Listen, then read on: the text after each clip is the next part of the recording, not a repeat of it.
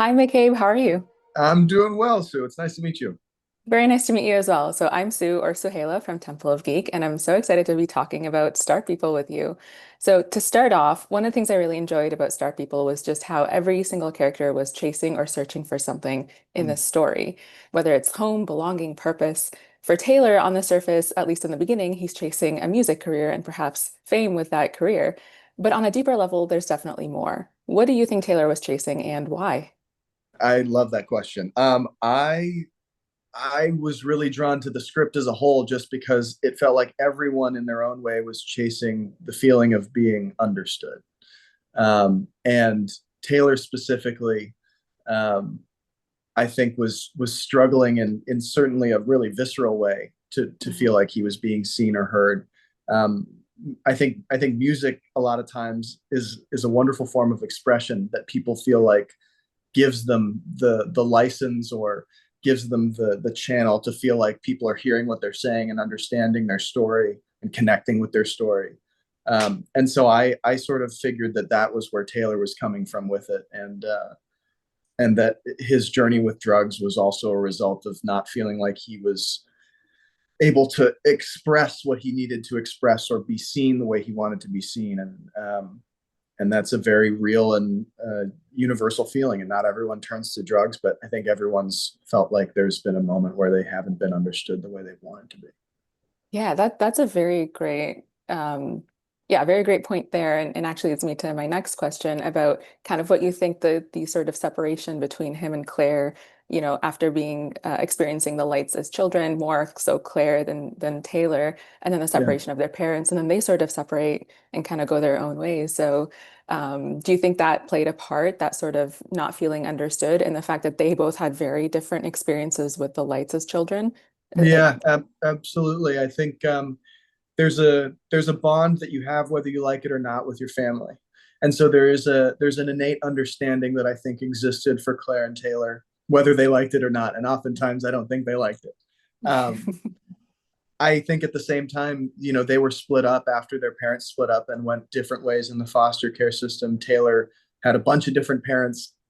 Claire only had one, and so there was this different experience in terms of their life after this major event that occurred in the fracture of their family. But there was also a shared one, and so the push pull of like, man, I really you'd have no idea what I've been through, while at the same time being the only person that knows what they've been through, um, I think was a massive part of what made it so easy in a lot of ways to play that relationship and find sort of where we were going, and also what made it so volatile and fun to find where we were going to.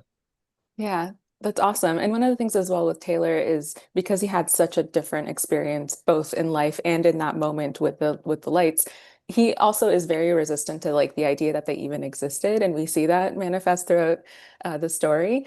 But Yeah, he never actually voices that to Claire till, close to the end of the movie. Why do you think he held on to that for so many years and never actually expressed it?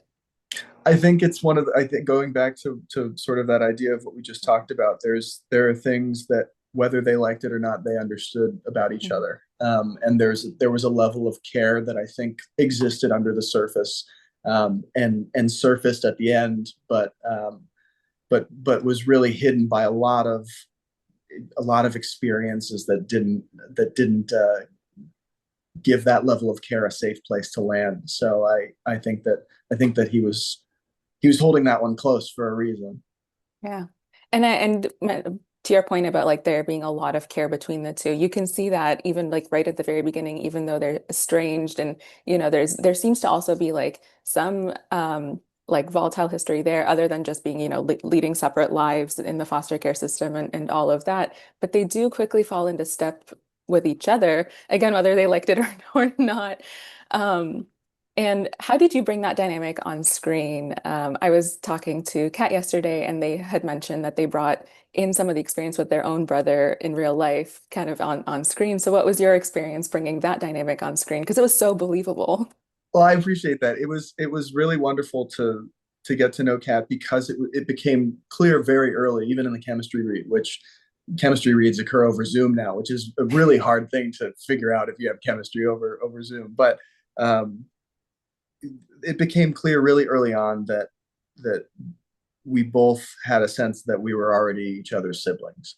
And Kat, I mean, they're a performer that has a clear choice in mind when they get to set, and they're also a performer that gives space for someone else to have a clear choice when you come to set, and then build something off of that. And a lot of times that's pushing and pulling against each other, which makes a great scene. And I think that creates a sibling dynamic when you're pushing and pulling against someone and dancing with them. And Kat's a very instinctual performer, and I think that just made it so easy to create a sibling dynamic. But I refer to them as my brother, sister, dad, because they they they refer to themselves as dad to their fans. They feel like my brother in real life now, and they were my sister in a movie. So we've got nearly all of the family unit. That's such a beautiful dynamic to have, like both off screen and then obviously it translates on screen. Was there some impromptu like moments while you were filming between you and Kat? Absolutely. I mean, I think when you shoot an indie film, the great thing about it is that, at least to a certain degree, everyone really wants to be there. Otherwise, they would not be there. And especially when you're out in the Arizona desert. So everyone was really bought in, and that created a lot of space for real bonding between cast and crew. And the other thing that happens on an indie film is you don't always have a bunch of time for takes. But whenever we did, there was a lot of fun that we had in terms of improving and just running through the same scene a couple times and finding little nuances that even if they weren't shown on screen later, led to more moments later in the film. So it was really lovely and really easy to do with Kat and Connor and Eddie and everyone involved was just wonderful. That's awesome. And speaking of the Arizona desert, Taylor does go through a couple different difficult experiences from early on when we see him when he, almost ODs, and then when he's going through withdrawals in the desert and he got lost in that desert heat. How is it preparing for those scenes and then actually like filming them out in the desert? Man, I mean, there's no real preparation. There's only understanding what it might feel like when you're out in the desert, and then you get out to the desert and it feels the way it feels. Mhm.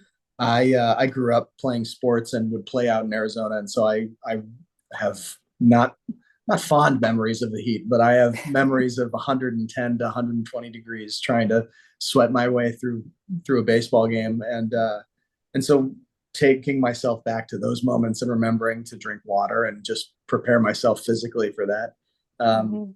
and then just I mean, a lot of it is just letting the desert be the desert. It's a character in this movie, and it does a great job. And it's, you can't really tell nature what to do. You got to get out in it and see what happens. Yeah, and I loved seeing so much of it as well, like both with the characters interacting with the environment around them, and also some Yeah. of like the shots that we had kind of in between scenes, just kind of looking at the desert as it is, because it's so beautiful out there. Oh, my interview questions just blanked out, but that's okay. No worries. No The worries. other, yeah, one other thing I really enjoyed about Taylor's character was like the strength that we actually see through him. There was this vulnerability with what he's struggling with the drugs in his past, but then when it came to actually like needing help, so Gabby with the IV, Claire when she goes through the seizure, there's this strength that comes out of him and he like is able to help these people and figure out what needs to be done. Can you talk about kind of bringing that in and balancing those two sides of Taylor? Yeah, I think it was a credit to Adam that Taylor was written that way, and that he had the opportunity to show what I think is true about anyone ever, but also anyone struggling with addiction, which is that there are many sides to a person, and addiction sometimes results from a choice. Um, but there's a person in there who's capable of making a hard decision and capable of doing something that's difficult, um, and isn't just a one note character of man, when can I shoot up again? It's Mhm. someone who's like, man, I would love to shoot up again, but also like this person needs help, and I'm aware enough to know that I can maybe try. And I think that's a really real a really real piece of the entire story is that sort of that nuance and that dimension to Taylor. And I was really appreciative that that was present and that it was focused Mhm. on by Adam and by the script. Yeah, I loved seeing that be part of his journey and be part of his story. And one last fun one, if you were to have encountered the stars, or sorry, the lights similar to the way that Taylor did out in the middle of the desert, what do you think your experience would be? Or what your I think, reaction would be to that experience? you know what, credit to Taylor, because I think that if I had had sunglasses, I would have thrown the sunglasses on and sort of just looked up at them and been in awe. I've personally never seen anything that fantastic in Mhm. terms of a UFO or anything like the Phoenix Lights. I think I just sort of get stuck. I'd gasp and look up. Yeah, very, very valid. I think I would do the same.